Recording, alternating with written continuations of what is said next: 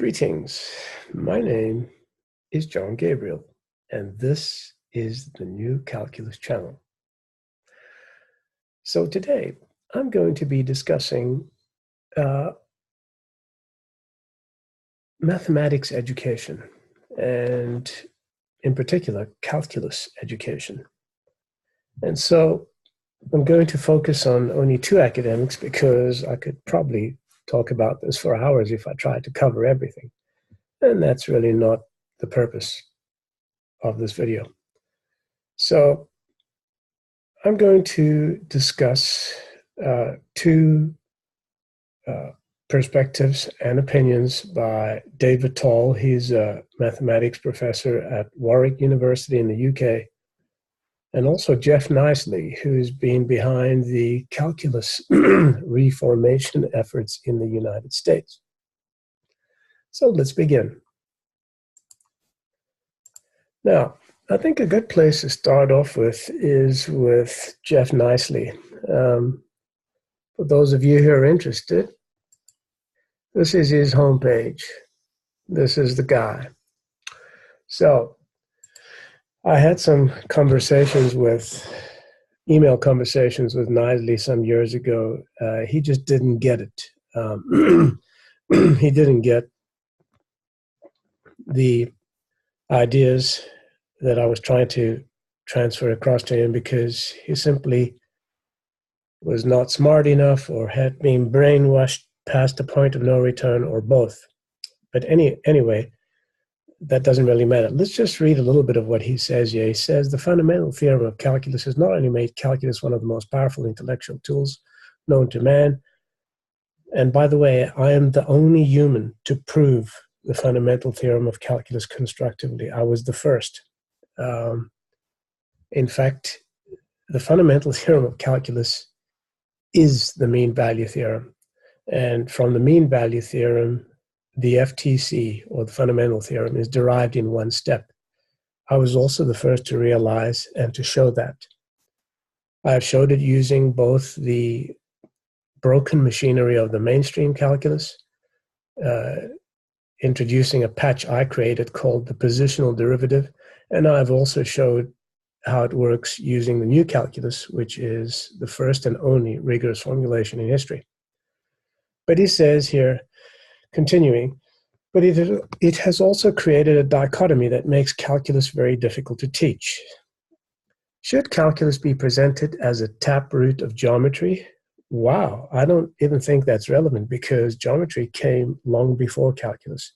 Or should it be presented as the tip of the analysis iceberg? And again, analysis here being real analysis, that entire subject about an object that doesn't exist, the real number. Is calculus the first step towards an understanding of the topology of the real line? Which, by the way, there is no such thing as a real number line. You just don't have a real number line because the markings on a number line are reified, and certain conditions are required to reify the markings on the number line. One of those conditions is to be able to describe the measure of a distance on a number line. Most of those distances have no measure. In other words, there is no number that describes those incommensurable distances.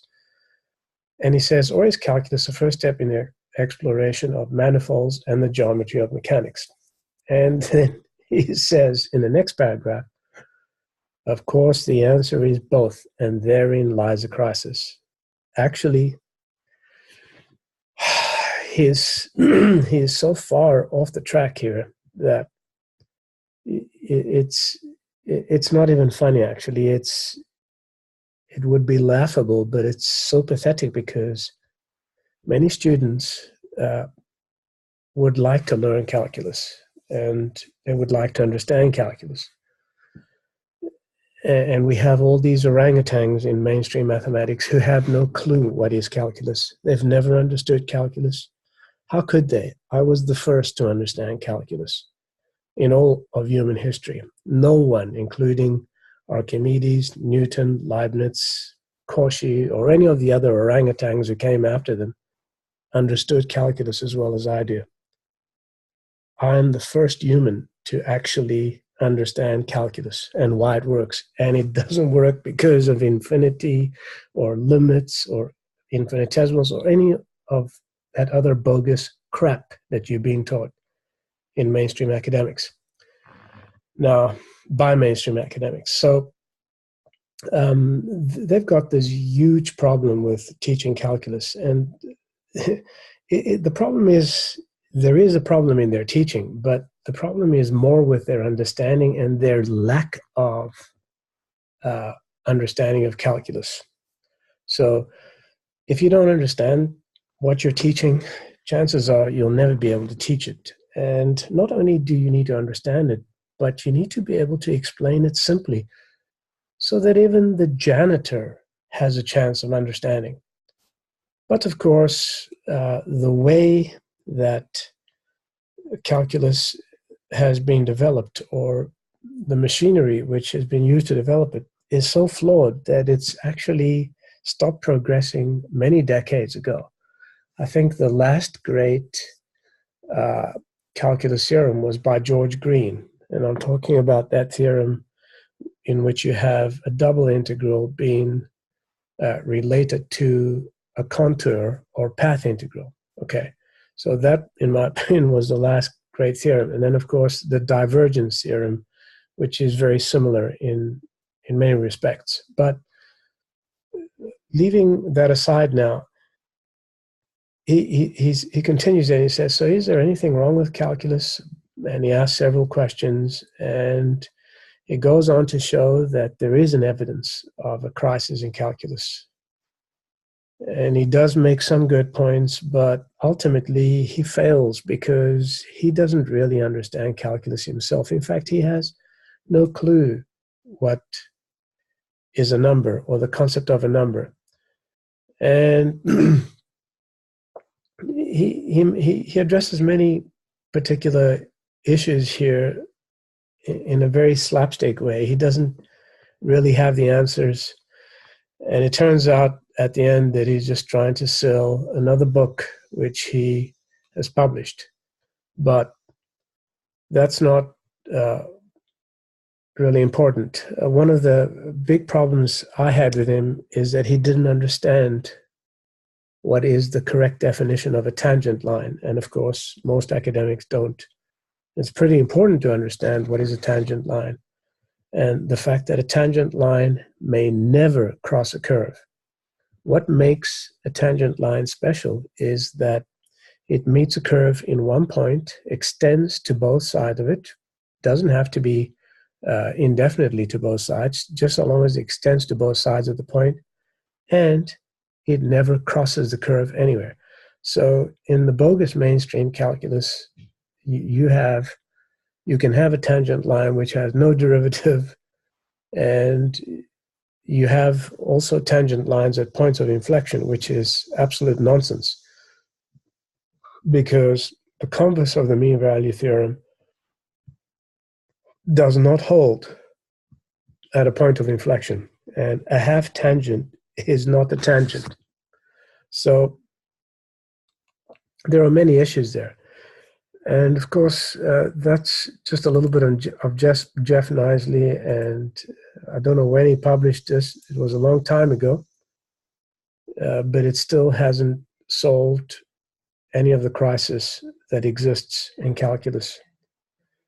So let's get rid of Jeff Knisely, and let's look at some of the garbage by David Tall. He's a mathematics education researcher at the University of Warwick.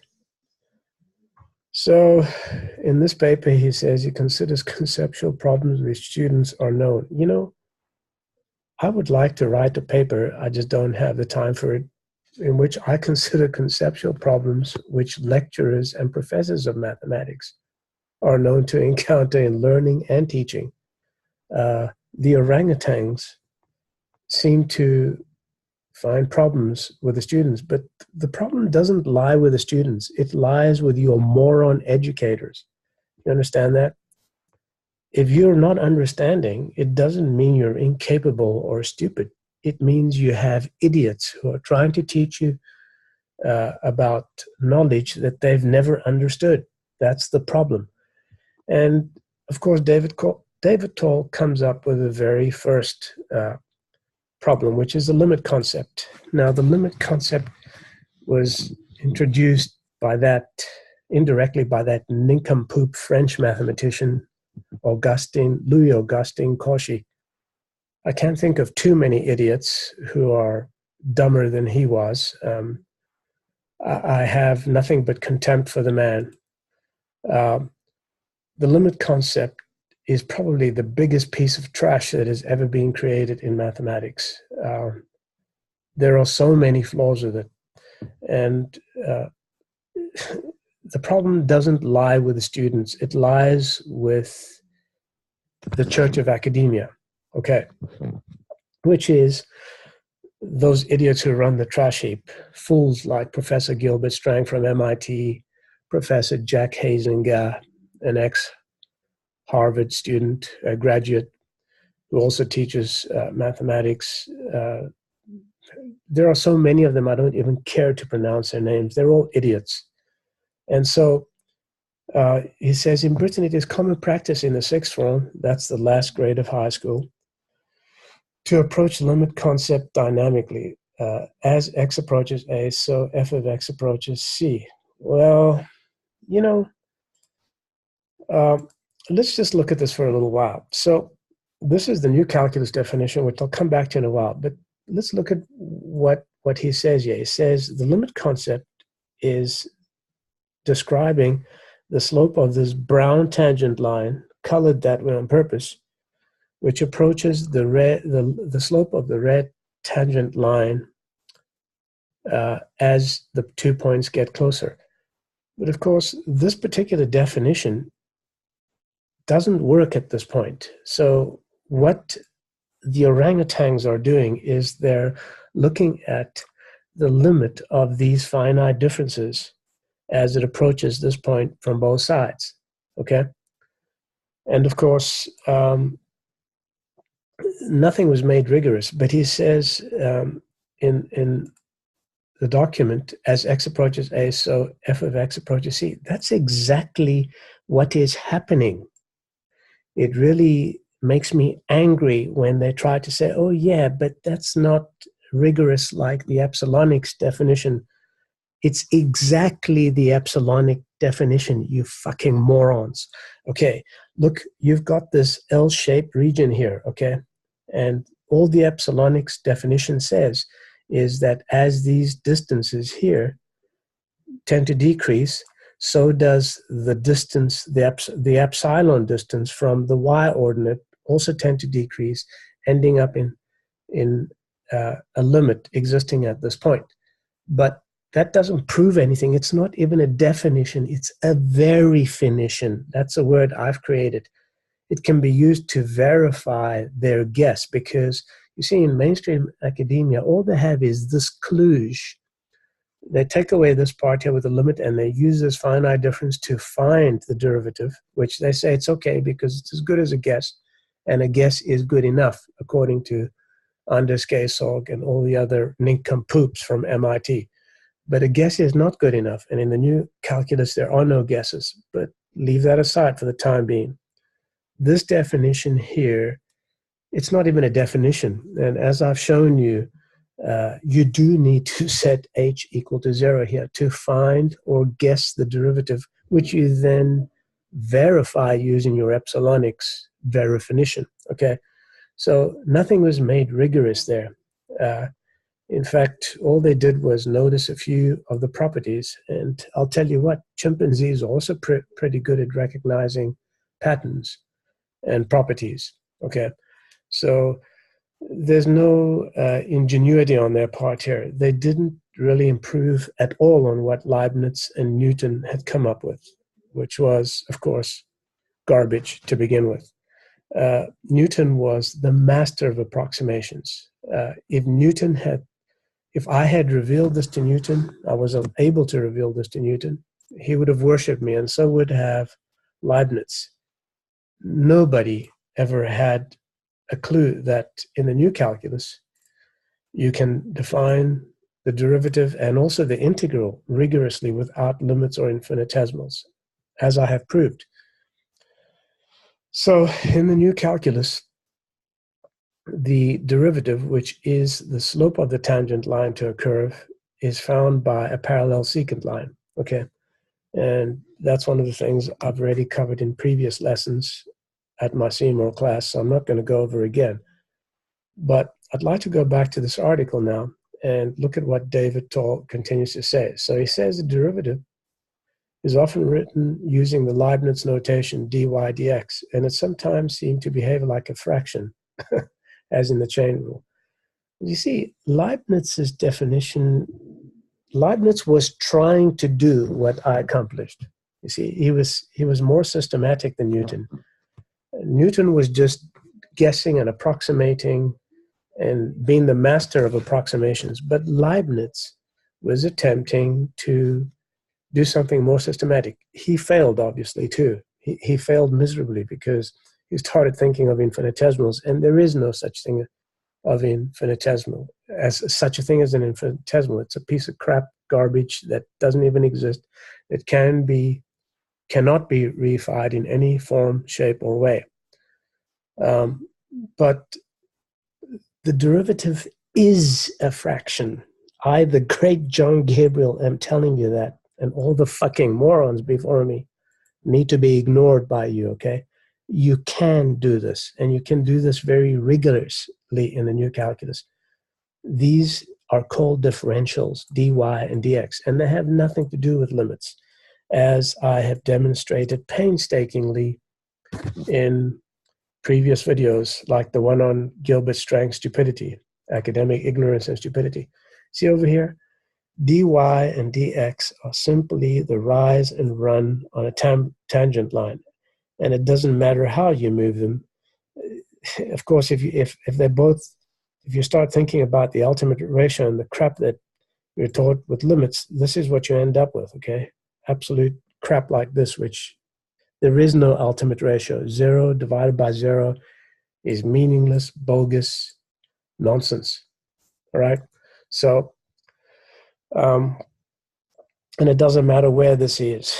The derivative will always be the same, okay? The derivative is just the slope of a tangent line and defined as Newton and Leibniz understood it. Thankfully, they understood it in the correct way. This tangent line here doesn't need to cross the curve here. All we need is for it to go from this point to this point. In other words, a finite line extending to both sides of the point, right? It doesn't matter that if you stretch it out, it cuts the curve.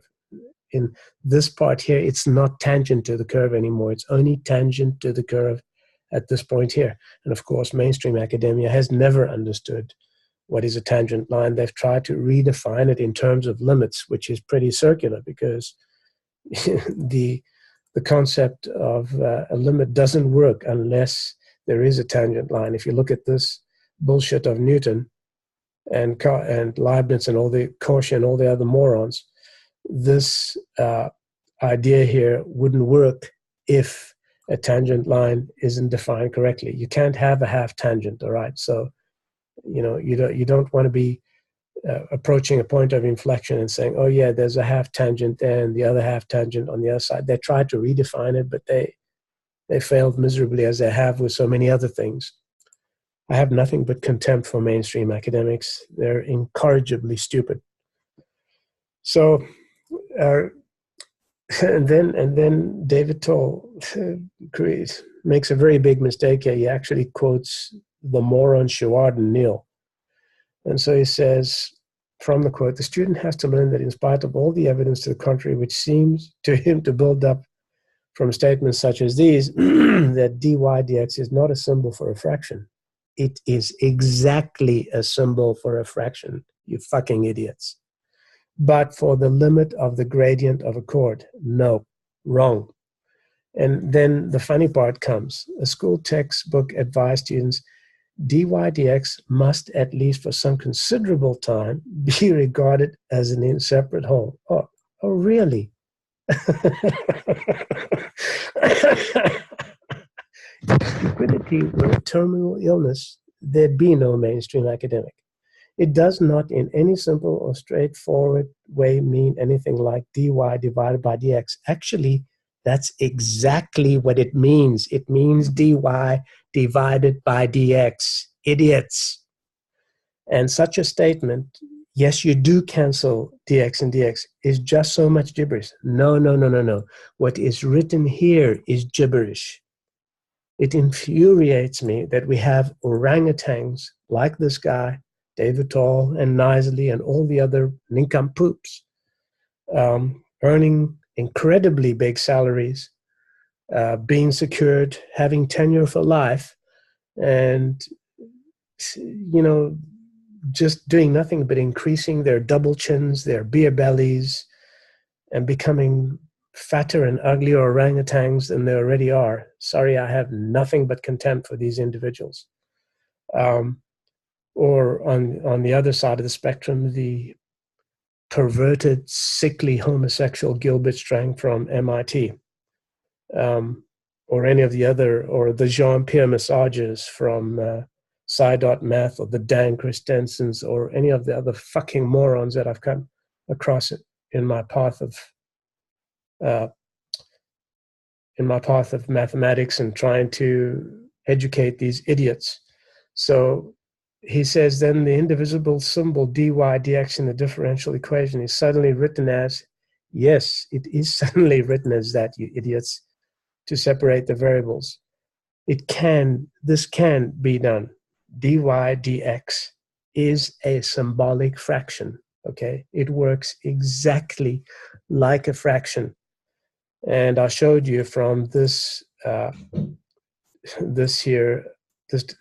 demonstration here that dy and dx can have many other values. So it doesn't matter because you have similar triangles and they're equivalent, the fractions, okay? They'll always give you the same value.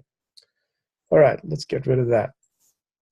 So, you know, it just says, under such circumstances, what are students to believe? Is it all a matter of bogus trickery? Yes, it is exactly.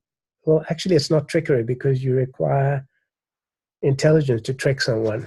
These idiots don't have intelligence, so it's kind of magic to get the right answer. He says, is it trickery that one is taught to indulge in to get the right answer? Oh, my word. So anyhow, and then he continues on, this paper goes on and on and on. You can read it for yourselves. Here's the link up here. It's actually good to know what your enemies think, because then you can expose their stupidity a lot easier. He says the modern limit concept is extremely difficult for students to understand. Really? And it is not a natural starting point for their understanding of calculus. Actually, it is never mind a starting point. It's not even a way to understand calculus, because the limit concept does not belong in calculus, not in differentiation or in integration. And so the new calculus is the first and only rigorous formulation of calculus in history.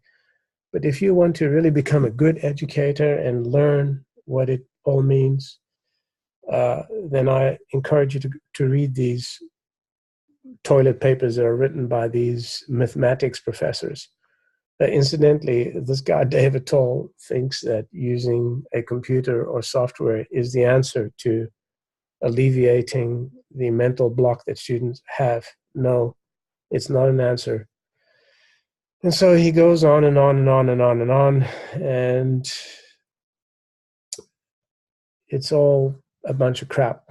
And I hate to say this, but these two gentlemen that I've discussed are not the only ones. Modern academia is replete with idiots. They're narcissists, they're arrogant, they're ignorant, they're incompetent. And last but not least, they are incorrigibly stupid. And it doesn't matter what proof you present to them, they will not see reason because they're idiots. Well, I hope that I haven't bored you with this episode, but this particular video, but I've tried to just do it in an informal way. I do get carried away and I use abusive language, but that's The reason for that is simply that I've come across so many morons, and I just have a very low tolerance for fools. So I suppose I make a lot of enemies. I create a lot of enemies. I don't really care about what anyone thinks.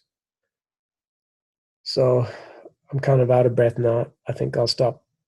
Till next time, this is the New Calculus channel.